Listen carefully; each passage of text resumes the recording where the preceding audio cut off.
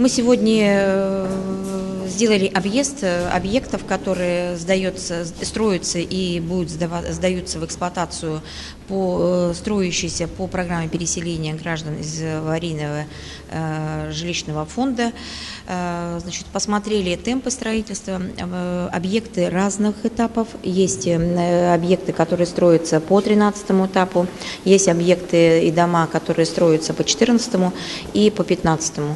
Значит, посмотрели как темпы строительства, так и, в принципе, вот сегодняшний объект, значит, жилой комплекс в микрорайоне Три Сосны.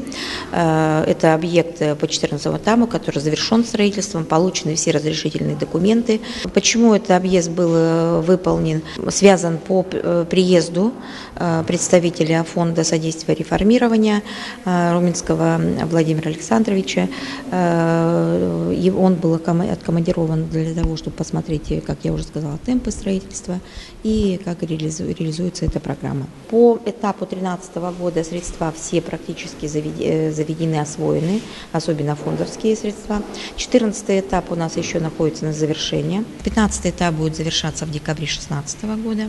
Значит, в городе Якутске есть уже земельные участки и площадки, где застройщик строит, начинает строительство. И я думаю, что муниципальное образование будет приоритет отдавать тем застройщикам, у которых темпы строительства, как бы начато строительство и темпы строительства положительные. Впечатления позитивные. Мы осмотрели несколько объектов готовых, в том числе этот дом. Осмотрели несколько объектов, в том числе по этапу 2015 года, который находится в очень высокой степени готовности.